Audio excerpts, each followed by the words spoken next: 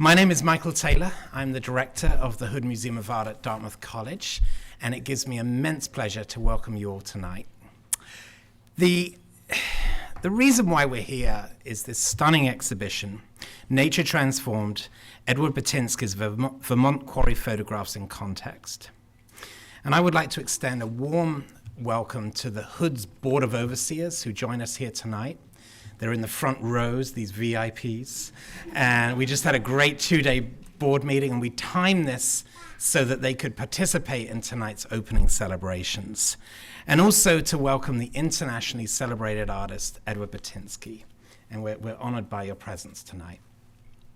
This interdisciplinary exhibition presents Edward Burtynsky's inspiring and groundbreaking quarry photographs from 1991 to 1993, as they have never been shown before.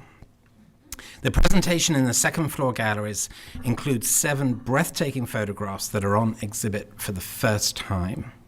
In addition, the exhibition provides a social, political, and geological context for Burtynsky's conceptually driven travels from quarries in Vermont to those in Carrara, Italy, by tracing the history of Italians who emigrated 100 years earlier from Carrara to seek work in the Vermont quarry industry. The geological history that preceded this human history reaches back hundreds of millions of years, and this section of the exhibition provides fascinating insights into the formation of the local region's marble and granite industries.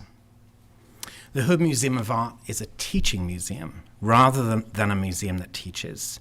And these interdisciplinary approaches place Burtynsky's work in a context that provides unique teaching opportunities for the Dartmouth faculty and students. So many of you are here tonight.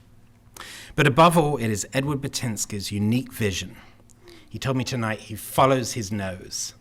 We follow it with you. That shines through in this remarkable exhibition. I would like to thank Ed for giving everyone here tonight the opportunity to see the world through your eyes and to have our own world enriched in the process.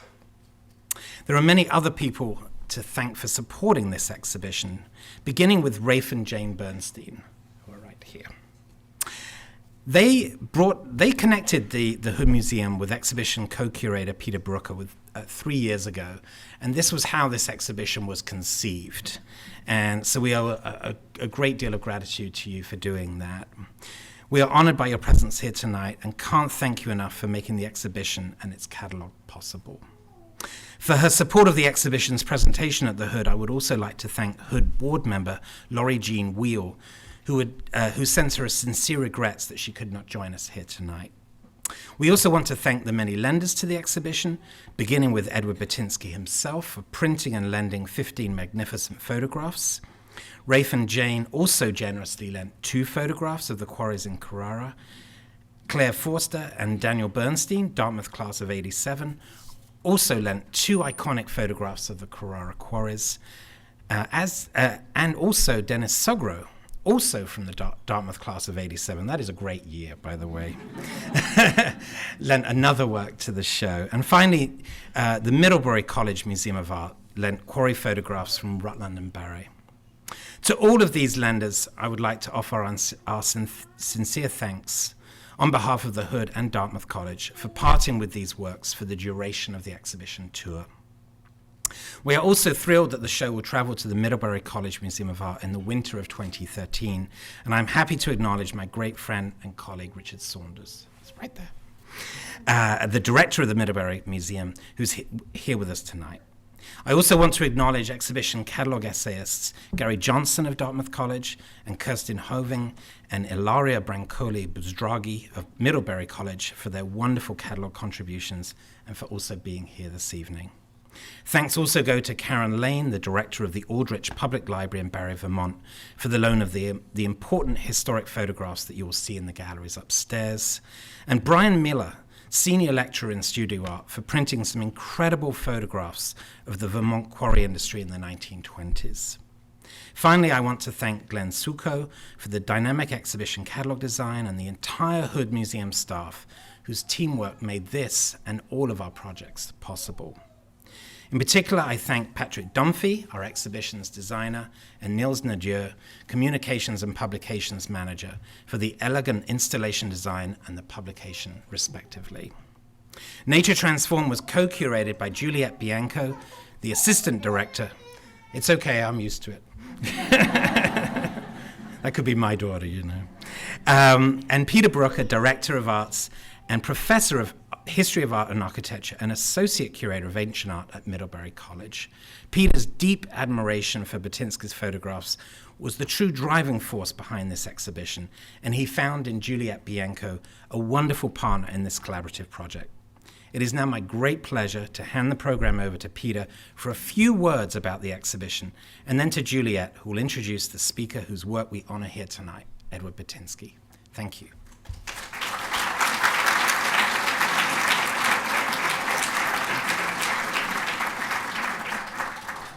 Thank you, Michael. I also want to thank all of you at the Hood Museum for what has been a truly interinstitutional project. It has been a pleasure to collaborate with Juliette Bianco, as Michael already referred to, and in the process to work also on this exhibition with Kathy Hart, Patrick Dunley, Nid Nadeau, and so many others.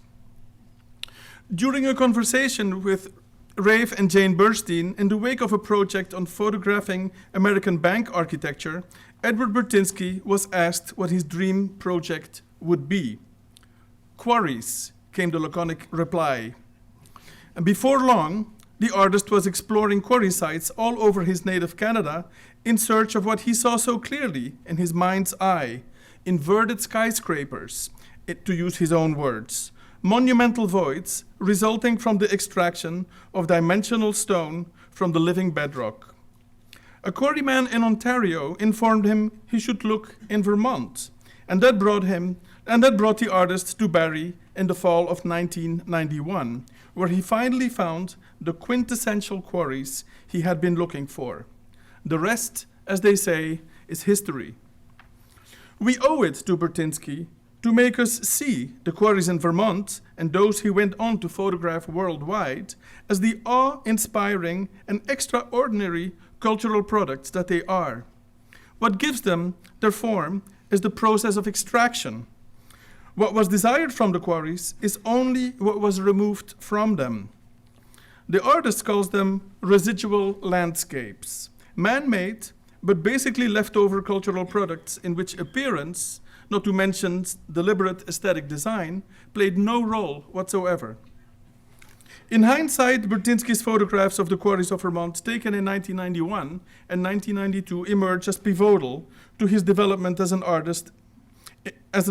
In them, we see how his artistic agenda shifts somewhat from capturing the formal aspects of quarries as monumental voids to documenting their environmental impact as ecological wounds. The layout of the exhibition follows the interdisciplinary approach that Michael already outlined. The first gallery features Burtynsky's images of the Vermont marble quarries, both in the open air and underground, both active and abandoned. An adjacent set of images documents Burtynsky's work at the marble quarries at Carrara, Italy, the natural extension of his Vermont marble quarry images and the place of origin of many of Vermont stone workers. This was the artist's first overseas project and launched him on his international career. The second gallery features Burtynsky's photographs of the Vermont granite quarries near Barrie, again both active and abandoned. Sections on Vermont's geology, on the social history pertaining to the Italian stoneworkers, and on Burtynsky's biography and career round out the contextualization of the photographs themselves.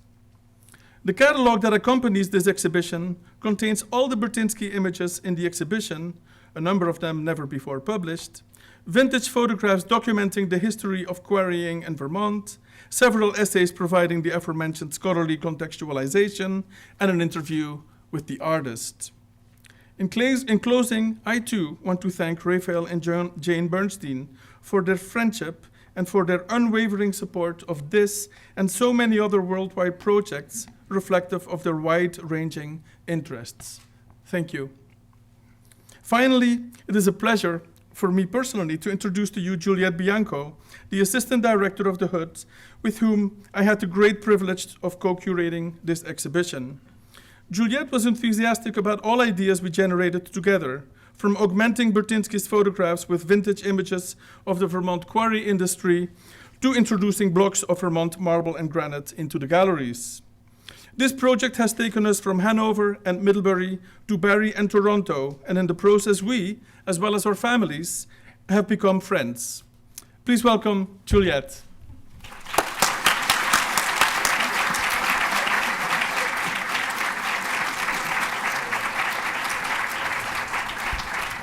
Thank you. Thank you, Peter. Inspired by nature is how Edward Burtynsky once described his start as a photographer. And likewise, Peter and I can firmly say that our exhibition was inspired by Edward Burtynsky. It is a great honor to introduce him tonight. Since picking up his first camera at the age of 11 when growing up in St. Catharines, Ontario, internationally celebrated artist Edward Burtynsky has been driven by a fascination with how we interpret the world through still images, and how that allows analysis that is not possible in real life.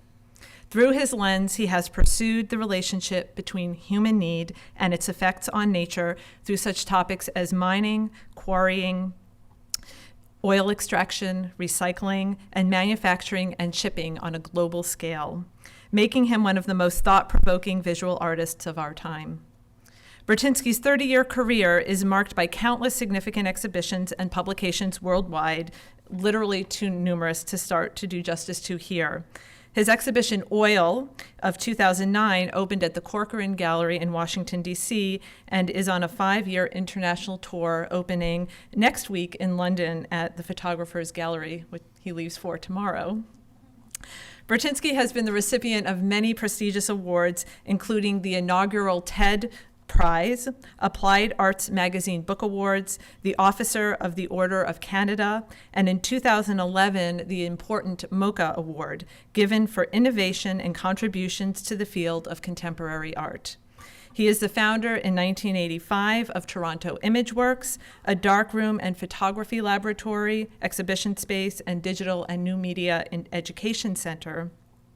And his work is represented in some of the most important public, private, and corporate collections in the United States, Canada, and internationally, including the National Gallery of Canada, the Bibliothèque Nationale in Paris, the Museum of Modern Art and the Guggenheim Museum in New York, the Reina Sofia Museum Madrid, the Los Angeles County Museum in California, and of course, the Hood Museum of Art. Please join me in welcoming Edward Burtynsky.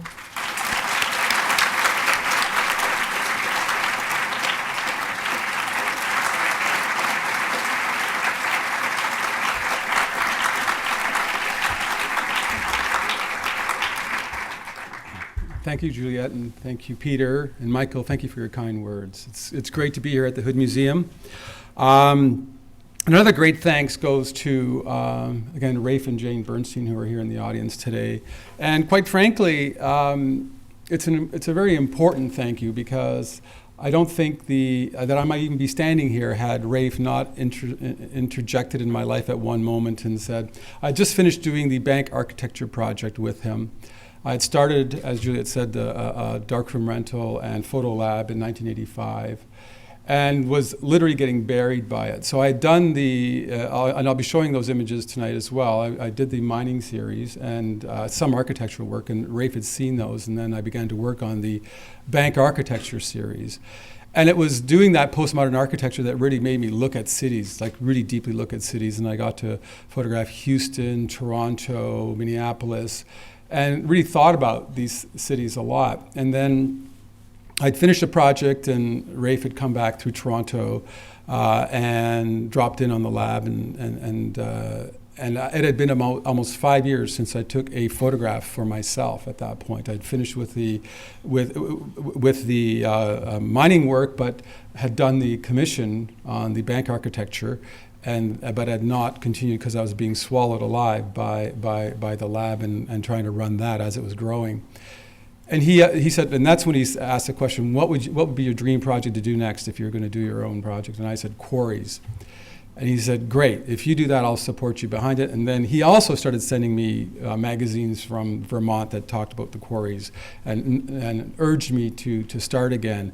And it kind of started up my thinking and what got me back to my own work. And one of the things he said that was really important to me and I'll always remember is he said, whatever it is you're doing, I'll tell you, I've seen a lot of work, you have a particular gift, and to not continue making your own work would be a loss to the world. And I took it seriously. I thought, yeah, I need to do more work, and that's how the quarry work began. And so thank you very much, Rafe. I think it's good.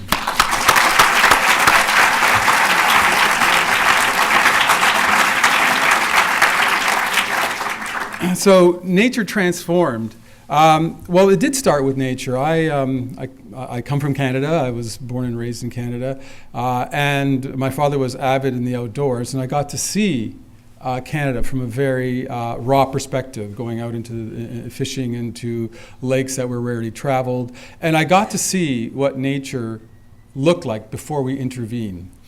And it's only later that I thought that was something that was special to me, being a Canadian, and many Americans have the same opportunity. But let's say if I was born in Holland and never left, the whole landscape there is all manicured, it's all divided, it's all a human created space. It's all synthetic space if we think of human-made space as synthetic.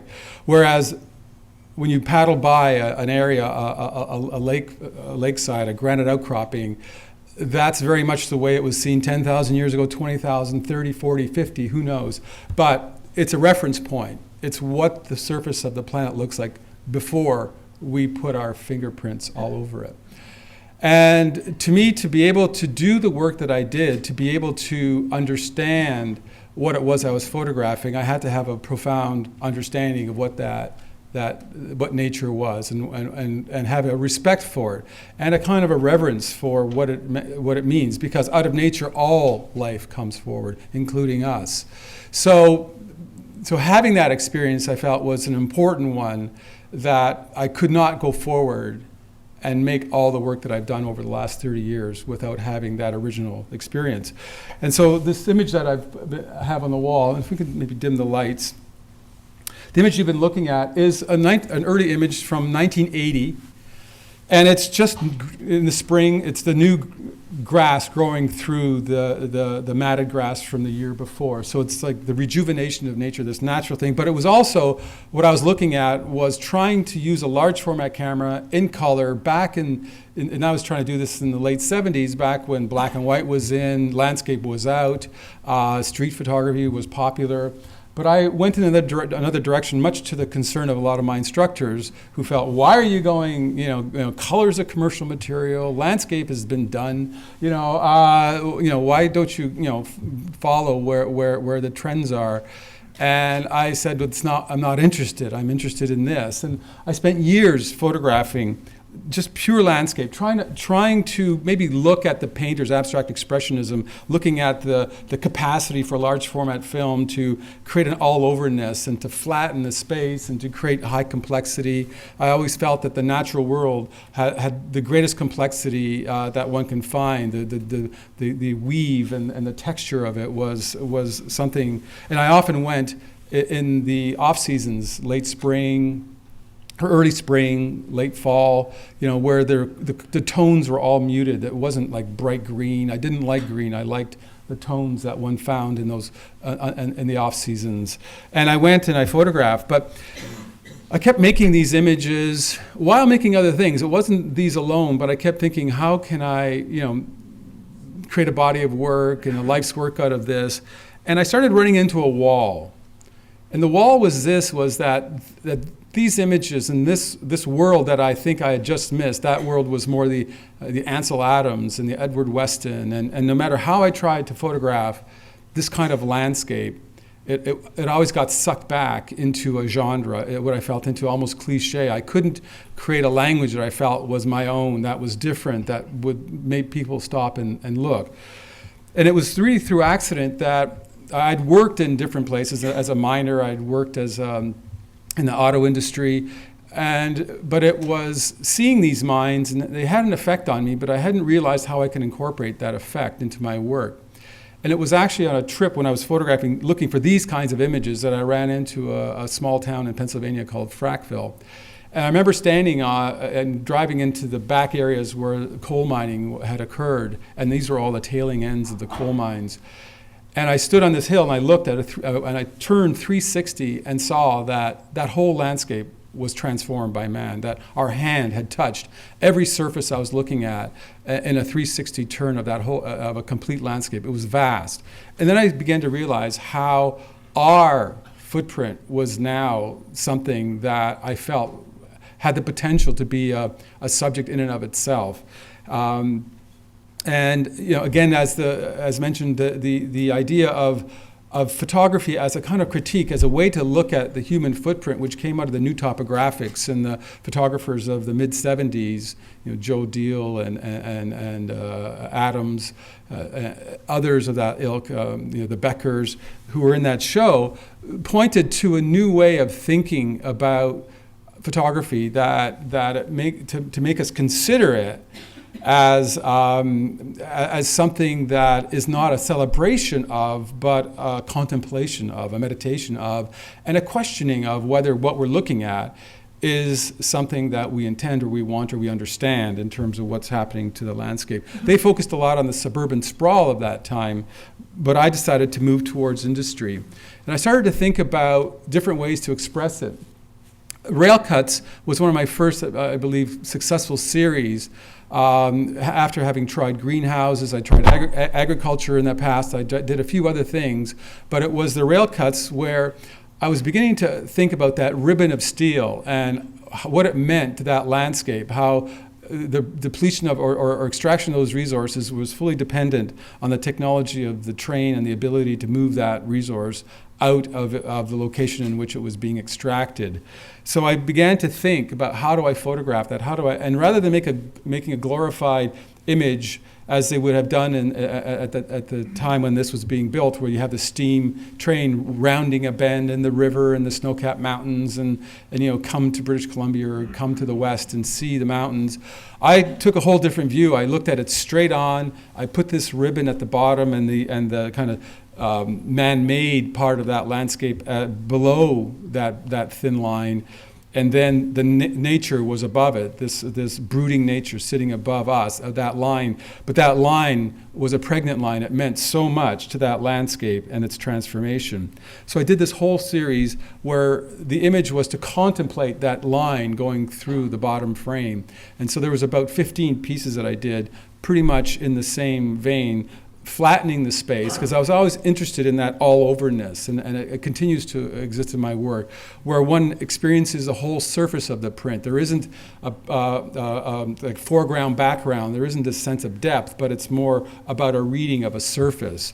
And so my work has always pushed towards that kind of understanding of a photograph. So you experience it, and you can enter it both as a complete image to see it, and then the large format, because I work at the time in 8x10 and 4x5, and with the quality of that lens and of that film, you can then get within inches of the photograph, and you can still see all the relevant details within the image. And to me, I wanted that complete experience of the print, where you experience the thing as a whole, and then and this all-overness, and then you enter and you can deconstruct the image, and then begin to understand its scale, how it's been put together, its engineering.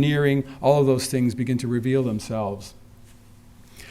So then while I was doing the rails, I said, well, I'm going to do the extractive resource as well. So this picture is 1983. I think it's 83 or 85. I did 2 trips to there. And here I started looking at mines. What are those rail cars carrying? Well, they're carrying the products that or the materials that we're digging out of the ground. In this case, it's copper. And this is Bingham Valley Copper Mine, at the time, and I still think it was one of the largest copper mines in the world. At that time, in the 80s, they were removing 450,000 tons of material per day. And in the brochure, on the tourist brochure, they said that the actual size of the mine, the dimension was 3 miles across the top and a mile deep. And the brochure said if you had a car and you drove out on all the benches, it would take you 500 miles before you got out of the top. So that begins to give you a sense of the scale of this. And it occurred to me that what I was looking at was a kind of reinterpretation or rethinking of the Kantian sublime. And if we think of that notion of the sublime in the past, in the 17th century, it was like we see how Turner painted it. It was a ship being lost at sea by gale force winds. It was nature that was the omnipresent, fearful, dwarfing force that swallowed us. But in that force, we are held in awe and admiration almost, and an aesthetic moment of this phenomenal force called nature. And what I start to realize is that I was in the presence of a new sublime, and it's the human sublime, that we are now dwarfed within our own creation, with our own technical and population explosions, that we are now the dominant species on the planet, creating things that were unimaginable. I thought of this as an inverted pyramid, but the pyramid would not stack up anywhere close to this. These are inverted pyramids of epic scale. And so it began to occur to me that this could become what I believe is a life's work, where I was, looking further and further into the largest examples of human extraction. And the mines were really important because what I felt I couldn't find anywhere else. I tried looking in agriculture, thinking of agriculture as the greatest human intervention on the planet. All the converted prairies, forests, and wetlands that have now been turned into farmland would be the largest human transformation of the planet, but you couldn't capture it in one frame. You couldn't get it in one picture, whereas the extractive industry, like mining, one could capture it in one picture. And for instance, these last two, this is the Chuquicamata mine in Chile. These two vie for who is the largest mine in the world. But this one mine has such a rich vein of copper in it that they claim that they are supply about 30% of the world's copper out of this one mine. There's about 25,000 people that work here. And what had occurred to me is this mine in the north of the Atacama Desert, and the driest place on the planet. The last recorded rainfall was 50 years ago. And they bring the water by pipe from the Andes to run the operation. And but what had occurred to me is that, and I say that when I speak, that I'm connected to this, and I'm sure everybody in this room connects to what comes out of this mine on a daily basis, whether it's through our cell phone, in the copper in the car that we drive, or the bus that we're in. If it's such a large supply line of copper, we're all interacting with its product on a daily basis. And to me, it was that how these landscapes begin to connect to all of us, and yet we've become so used to living in our urban cities and driving our cars and living in our warm or cooled homes, that the need to understand where these things are coming from, like for instance, pre the Industrial Revolution and pre the steam engine, if you had any town or village, all those materials would be within an ox cart or a horse-drawn cart, distance away from the city. There were no trains. There were no cars, there were no engines. It was only animal power and human power. So all the materials of those earlier towns and cities would have been drawn from the region. And today we live in a world where we have no idea when we hold an iPhone or when we enter our house where all the materials for our house come from. But this was a way in which through photography I felt I could not only create an interesting body of images where I'm pursuing a set of aesthetic ideas, but that the content within the subject, I believe, was relevant and reconnecting to us, that we begin understand where our materials come from. This mine here is the largest iron ore body. It's in Western Australia, that's currently discovered in the world, with a high grade, 60% of that darker color. I think it's right here. This here is the iron ore. You pick up a rock from that, and it's like heavy. It's like picking up a piece of iron. It's 60% iron ore. and that body is now only about a quarter into its volume.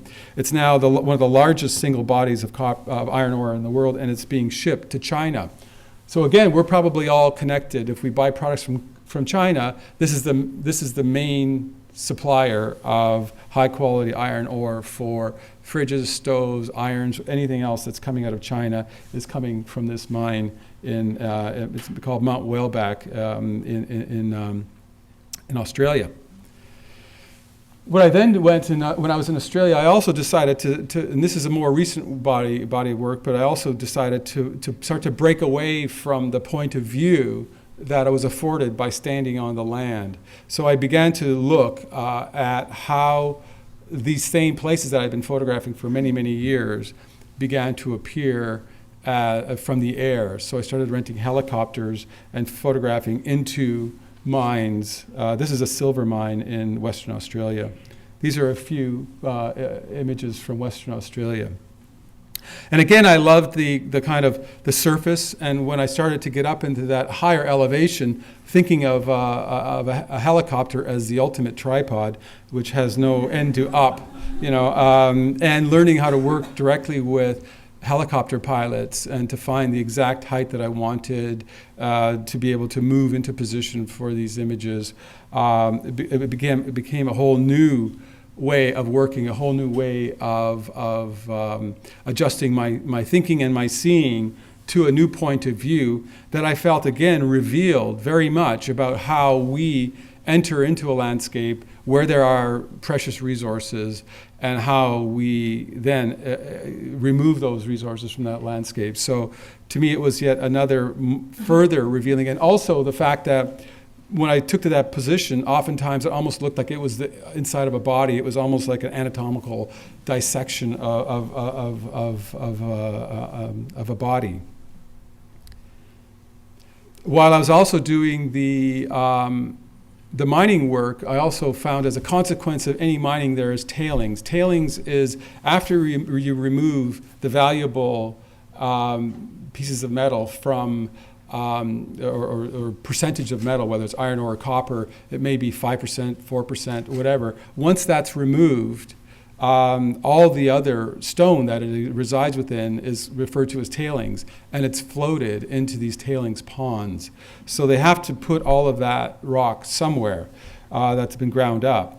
And so it became the Tailings Pond series, and I did a whole series of these tailings and also brought them out in the 90s. Which then brings me around to the Quarry series. So as I mentioned earlier, I did the mining series, and then I had a hiatus where I spent 5 years starting my business, Toronto Image Works, and working on the project Money Matters, which was bank architecture. And then I decided to go to do quarries on Rafe's urging, and I borrowed my friend's 8x10 camera, which is up until then I was working with 4 inches by 5 inch cameras. So that's the size of the film. But I was thinking I'd like to go bigger. I'd like to try a larger image size. So I borrowed my friend's 8 inch by 10 inch camera and bought some 8 inch by 10 inch film. And this was my first picture I took with an 8x10 camera. And again, that was successful. Well, actually, this was my first 8x10 picture. I was using 4x5 until then, and I saw this, and I thought, no, this deserves the big camera. And to me, it was, again, that influence of abstract expressionism and looking at the kind of lines and when one looks at the different crisscrossing, so you have all of the leaching of the soils and of the iron and because the iron rail is what's causing the red in the middle. The dark streaks are the soils and the leaching after rains of going down and causing that other patina to start to build up. And also what I started to see in here where all kinds of information like different techniques. So there's a technique on the right over here where it's called channeling, where in the 50s, up until the 50s, 60s, they would drill multiple holes, and then using one small half a stick of dynamite, they would pop it and be able to pop the block off. And then here you see it's a different kind of surface. It's a much more of modulated surface that doesn't have any lines at all. And that's when they started using a combination of, I think, a bunker oil and high pressure oxygen and jets that would then burn and chip, and then high temperatures burn the granite away and chip it away. So these are two different eras. So to a quarryman, they'd be able to read that surface and to be able to understand the different eras and how the technique of stone removal had changed, and that surface also allowed that reading. And for me, that was very exciting that I was able to overlay different things of the geological inference to the kind of stone and the fact that this is valuable stone to us, and one can understand that, and a geologist will be able to tell you when the stone was formed and the quality of it and what the content of it. The techniques in which humans employ, the industrial techniques, was readable in that landscape, and also references to modern art in the 20th century. And to me, to begin to find in one surface all these different trajectories and inflection points was an exciting understanding. And the quarries, in a way, led me to, as was mentioned, it was the first time it was an idea that I just thought, I'd never seen dimensional stone quarries. I only imagined that the residual spaces that they would leave in the landscape would have to have some kind of a block or cubed quality to them, because they're removing the stone a block at a time. And to me, it was the search of trying to find those kinds of unintentional references to architecture, but yet, this is just an extractive process. And I really loved also the fact that the abandoned areas, because of the leaching and because of the different striations of color, were almost as exciting as the active areas, because the abandoned areas offered all kinds of gestures and lines and complexity and color and even life springing back in the cracks that an active area wouldn't. So these were all the first images in around 91 to 93. So between 91 and 93, I probably went to every quarry in the area, everyone that I could find that anybody could tell me about. And I did 6 different trips to the area, each one probably lasting from 1 week to 2 weeks, and just searched for, the different kinds of ways in which I can interpret. And this was one of the first ones when I said, aha, this is what I was thinking, an inverted skyscraper, and this is in Rochester, Vermont. This is one of the few images that my partner at the time, Jeannie Baxter, was with me.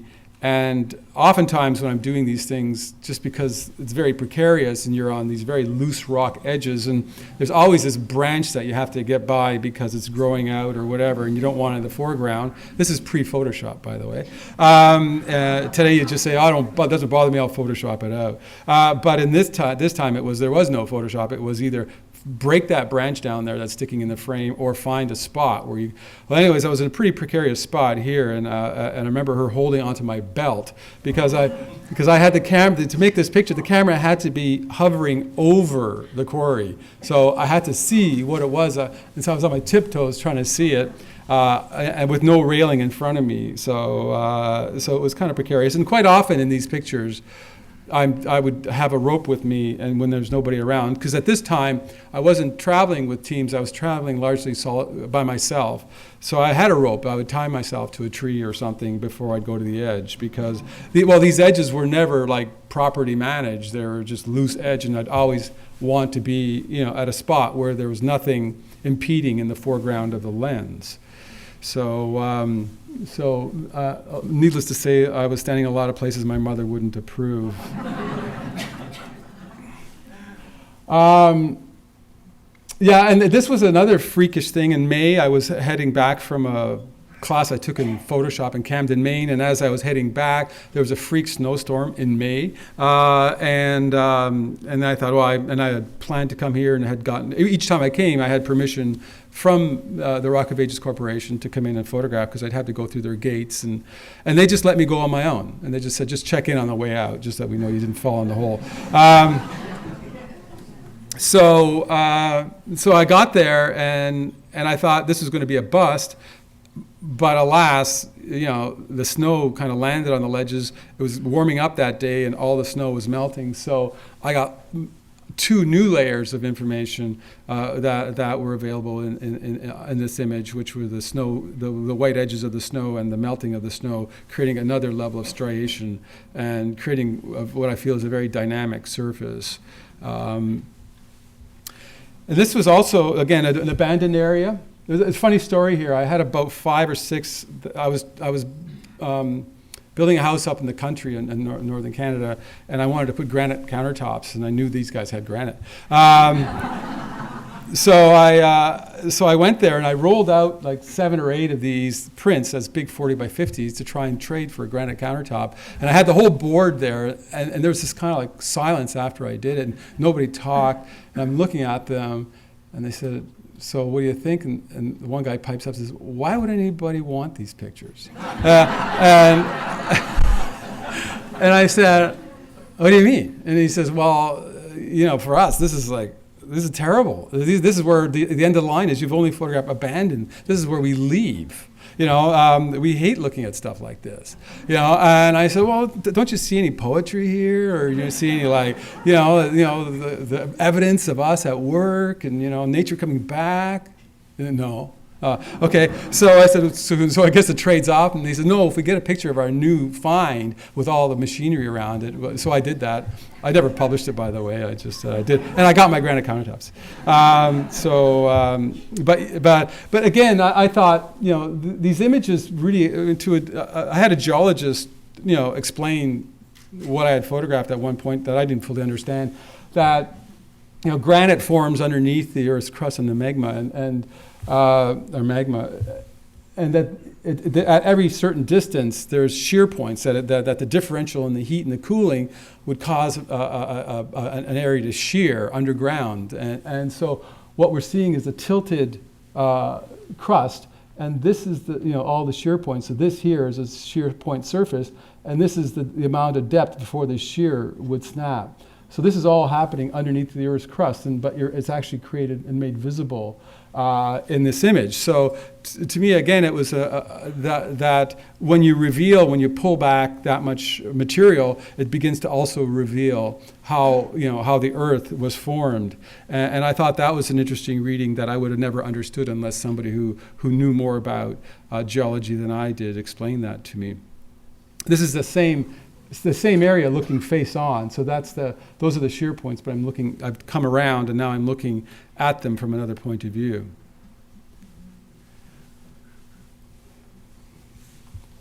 So these abandoned things that were quite remarkable to explore, and I would walk down on them and often discover things in these pictures that I could never even see while photographing, because in many respects I'm often surprised by the photographs. They show me more things than I could ever comprehend while looking at it, because when we look at the world, we have peripheral vision, we have this kind of 180 view, and this brings sharp focus to a section.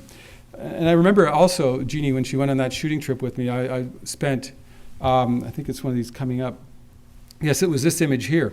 I spent about an hour framing this image, and I was on a milk crate because I wanted to get up a little higher. So I'm on a milk crate, and I'm on my camera, and I'm framing it, and I spent like an hour at it, and she'd been waiting and watching, and she was looking at what was in front of the camera, and she came up to me and she said, "I have no idea what you're seeing. Can I look at the camera? Can I look?" And I did show her. I got her. I brought the camera down so she could see the framing, and she was totally amazed that standing there, she could not understand what it was that was the subject. But once it was isolated, all of a sudden, it creates a whole other sense of what it is. So to me, it was. I also when I started to do this work, I used a device that could be like a zoom lens. It's just a small device the directors keep in their pocket, and they can zoom in and out and isolate the world and just look at it. And because it's sometimes even harder when you're experienced at doing it to find out where that kind of moment is, or how one can isolate that moment and create an interesting image from this kind of overwhelming sense of space and how we move through that space. So these are all different. And I was, again, always interested in that abstraction and the line, in the texture, color, form. So there are always the things that I'm trying to overlay onto each other. And also the sense of mystery and a wonder. I mean, I feel that I had felt at that time that a lot of work that was happening had kind of walked away from a sense of wonder. And I still love that art can invoke that art can make you stop and say, where is this place? What is this place? What am I looking at? Why does it make me feel this way?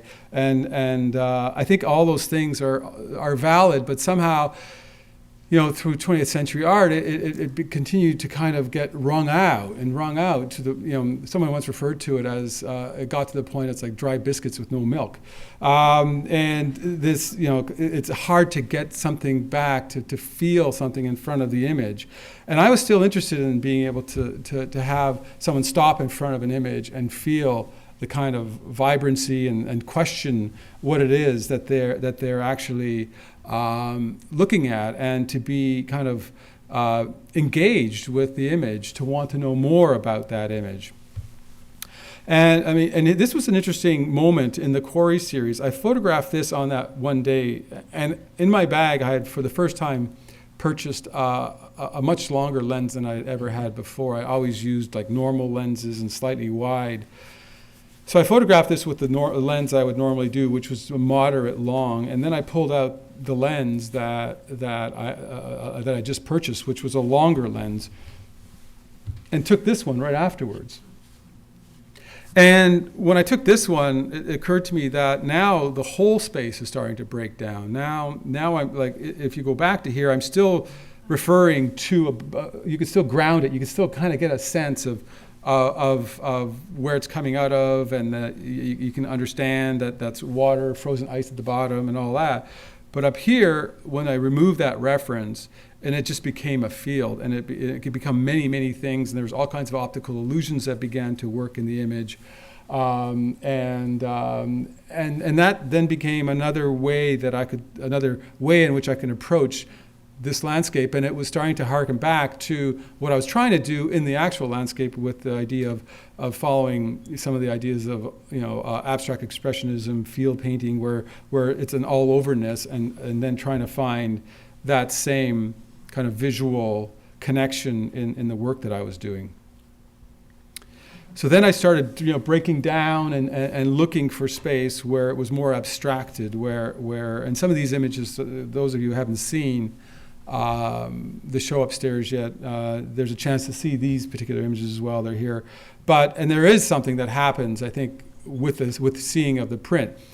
What you're experiencing here is a surrogate. A book is a surrogate. The actual real experience that I've worked towards is when you go and see the work in the show upstairs. That's the stage that I work to, is that print. And everything else is something that's necessary to continue to get the work out there through reproduction and through projection. But that is, when I'm taking pictures, it's the thing that you see in the wall in the gallery that is my aim point. And the relationship that you have to that print is where I spend all my thinking and time and printing skills and things of that nature. But these are some of the images that I started doing with the longer lens. Then I went to Italy, and on the recommendation of the quarrymen from here, from the Rock of Ages Corporation, they said, well, if you like this, you'll love going to Carrara. And I went, and I did a whole series. And as Peter mentioned, it was the beginning of my international adventure of saying, up until Carrara, I photographed in North America, exclusively Canada, United States. And coming to do the work on Carrara, I had to go to Italy. I didn't speak Italian. I had to begin to use assistants, translators, researchers that were working there for me to get me into these places. And once I realized I could do that and that worked, then I started to think of the whole world as my subject matter versus North America, which was quite, had, I think, Carrara not happened and had it not worked as well as it did, then I might not have continued to do a worldwide project. So in life, as anything, these turns come, and you take the chances and you do it, and if it works out, then you continue. And I think that really set the direction. And then these are the Makana quarries in India. This is where the marble for the Taj Mahal came from. This is the oldest and most translucent, hardest marble in the world. It has the Carrara marble has almost 2 inches of translucence. So that's how they measure the quality marble. Is they polish both sides, put a light behind it, and they run a pencil or something behind it. And if you can still see the shadow, then you've got great marble. And Carrara has marble that goes up to 2 inches, and Makana can go almost to 3 inches. So when you see the Taj Mahal, it's very hard marble. That's why it's not being hurt by the hydrocarbons that are all around that are hurting all other kinds of stone. Also, it has that glow, and that's because, or if you look at beautiful statues, there's a light within, because the light does travel within the stone, and that's why beautiful marble sculpture has that quality, because light is radiating within it. So this is all hand quarried for marble. These are hand and all quite incredible to see the difference in safety standards, shall I say, and methodology in extracting stone. So they all, it's very, very rudimentary. They have a few tools here and there, but a lot of handwork. So this is also India. And then I went to Spain and Portugal. This is in Spain. This is another marble quarry in Spain. So I'm just showing you a few, because the quarry series went on for 16 years, and then I did a book. So in a way, it's one of those moments where I did 7 different countries with quarries, and then felt that I had done it. And so these are some of my very last quarry pictures that I did on a trip to Spain and Portugal.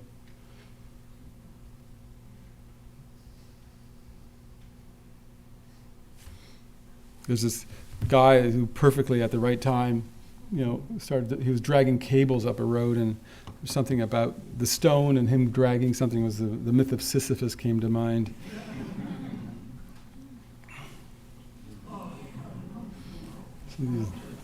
So these were the last few pictures, and then I think this was pretty close to the last picture I did in quarries. And very much that kind of notion of this vaulting, the high-rise inverted, which was the thing that I originally was interested in trying to pursue, and yet in these quarries in Portugal really offered that opportunity to get that image. Now I'm going to give you a treat. This is and what I want to do is I'm skipping. I'm skipping a few large bodies of work on oil, on China, shipbreaking, and I'm going right up to a current project, so I'm going to give you a preview of something I'm currently working on. So after the oil project, I began to contemplate water, and I got a chance to work with National Geographic on an issue dedicated to water, and this is back in 2008. And they funded a lot of research, and I kind of brought me up to speed on how to think about water, because I was already thinking about it in 2007 when I was in Australia and hearing and reading a lot about the water issues that they were dealing with there and the drying up of a continent. So I began to research water on my own, so these are ancient step wells. 12th century in India, where the town would build these wells, and as the monsoons would come and go, the steps would allow the town to go up and down to the water level. At this point, the water, they'd all used pumps, so no one was actively using it anymore, so the algae had taken over.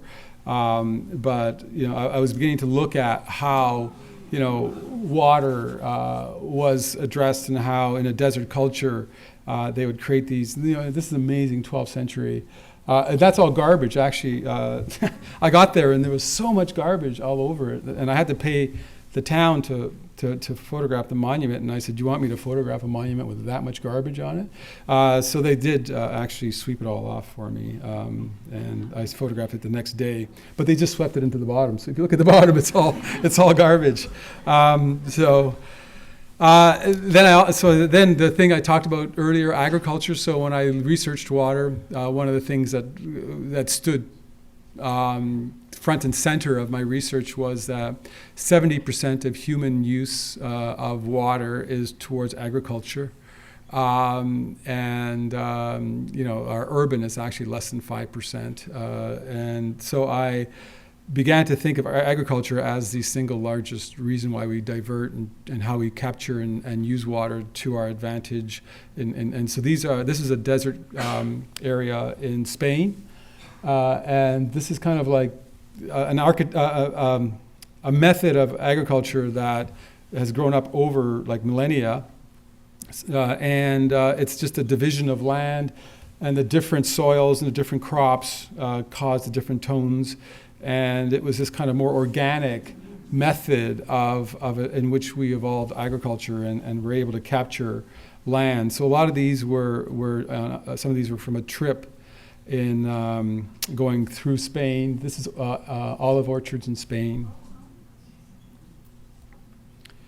So these are, again, possibly, looking, if you think of the earlier quarry pictures, I think I'm still referencing this kind of way in which to take the space and yet show a human activity in a way in which we rarely understand it, but yet the layers of what it is and the fact that this is a place in the world still exists. This is greenhouses. This is what feeds most of the vegetables and fruits to most of Europe. This is in the southern tip of Spain. And then I went to look at ancient agriculture too. This is agriculture that's been going on. This picture was taken 2 weeks ago. So this is in China and near the border of Burma. And I was looking at how agriculture had been done for almost 3,000 years. So this is totally sustainable. Rice paddies. And so this is just really, I photographed this the day before all the rice popped. The next day, all of this was bright green. It was, I actually got the absolute last day. This gives you a sense of these rice paddies that I just took these, that I just did. I went there a year and a half ago, or 2 years ago, and the light was so bad, I spent 8 days and couldn't even get a shot of them. So then I came back this time and got it.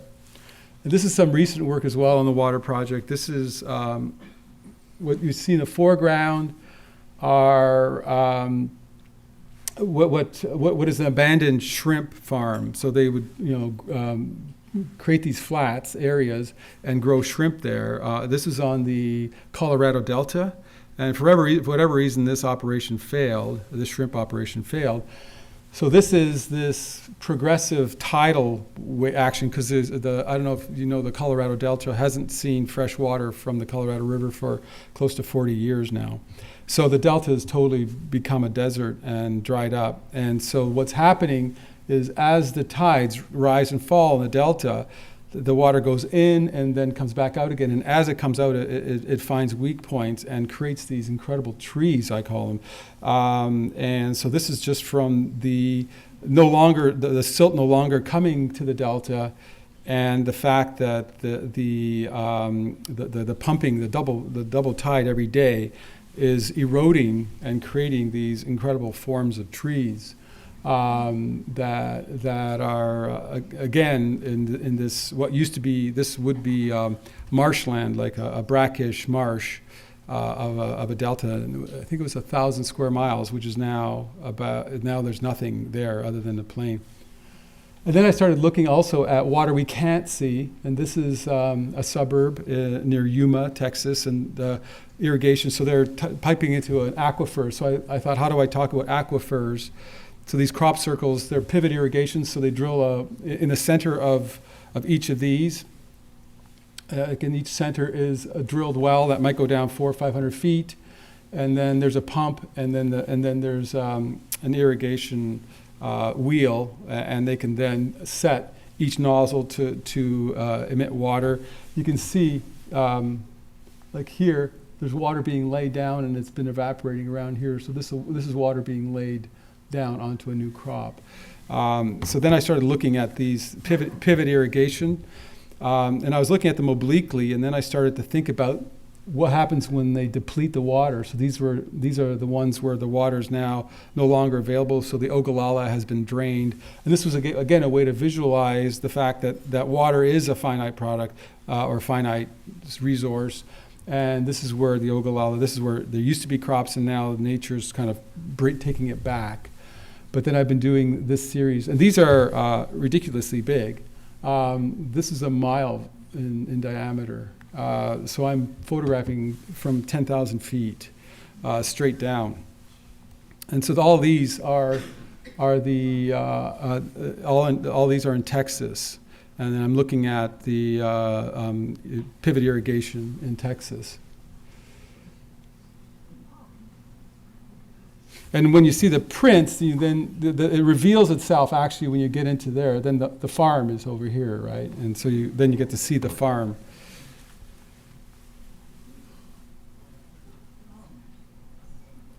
So that's it.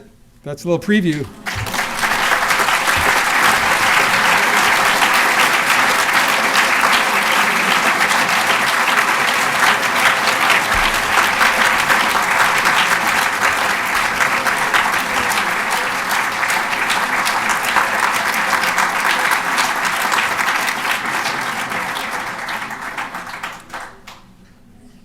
So I'd be happy to entertain any questions if anybody has any.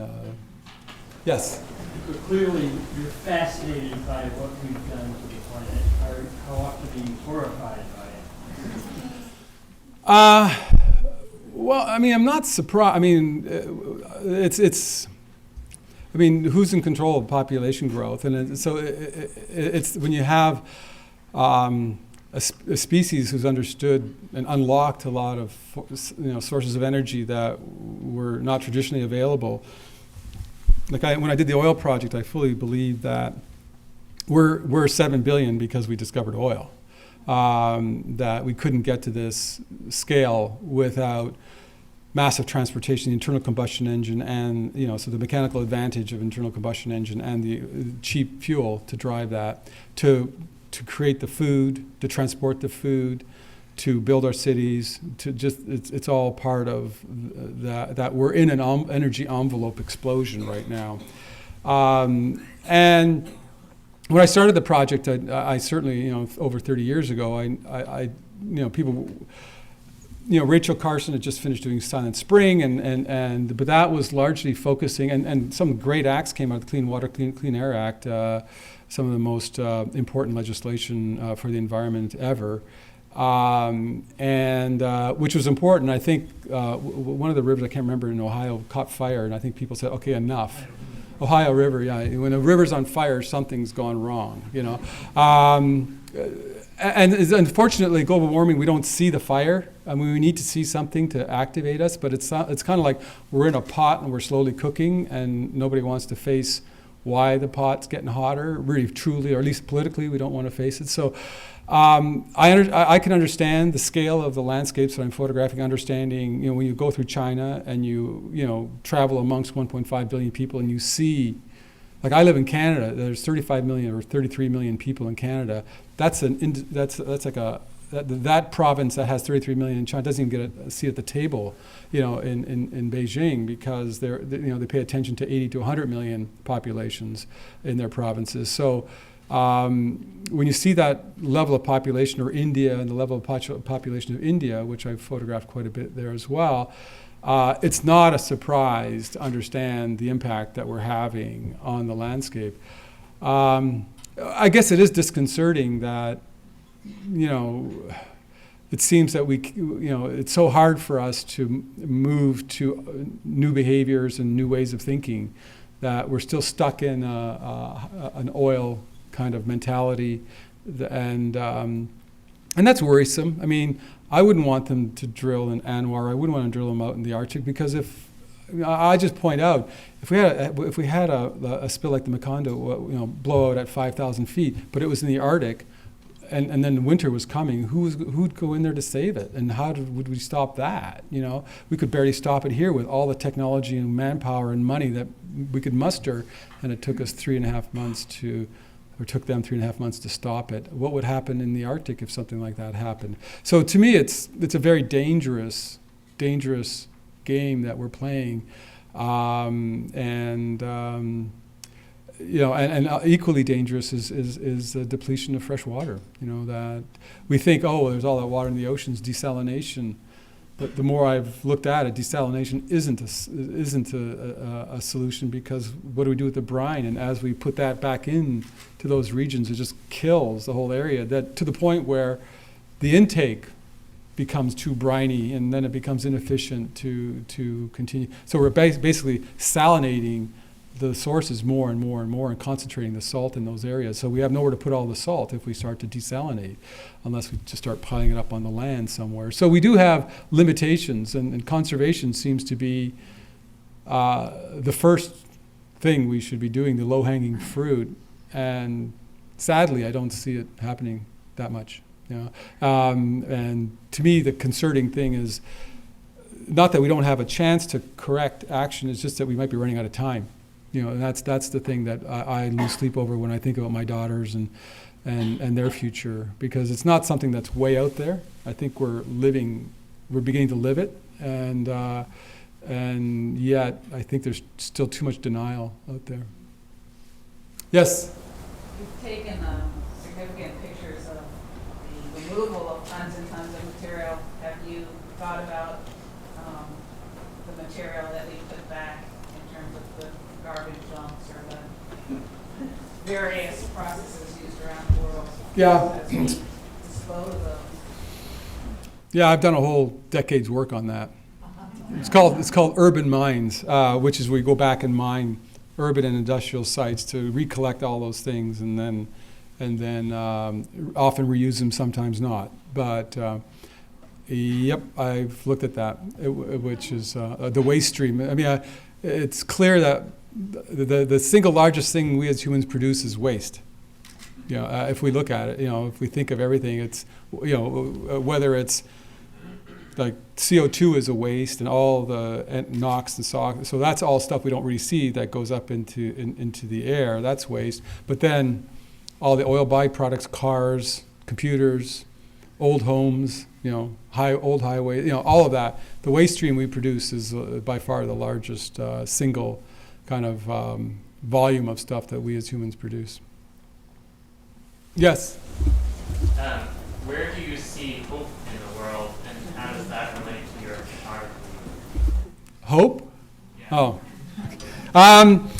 Well, no, I think, I believe the things that are most hopeful is, and I do think that science and technology are can still be our friends, even though a lot of what they've created are working against us right now through, technological advancements in cars and planes and all of that is starting to we're starting to find issue with them because of the waste stream from those things. But the fact that technology can bring efficiencies, and technology can find alternative energies, and that I think we must be. I certainly hope within a decade or two of some kind of viable battery technology that allows us to store en masse for cities, or a new source of energy. That there's a lot of people working on that, and all we need is a good, solid, reliable, clean source of energy that can be scalable, and we can convert very quickly. And hopefully technology will be able to also find ways to absorb some of the CO2 we put in the atmosphere, so we may actually even regulate. But I wouldn't want to trust everything to terraforming or to finding new ways. I wouldn't want to start shooting sulfur up into the atmosphere to cool us down, although they say that will work from previous experience from volcanic activity. But all that's going to come floating down onto the oceans, which could be a problem in terms of acidifying the oceans. So there's no simple ways in which we can kind of quickly turn a planet around. It took us a century or two to get it here, and it's going to take a bit to get it back. And hopefully, the consciousness and the will and ingenuity of humans will rise to that task. But as I said, I think time is our big weakness right now. Time. What a perfect ending.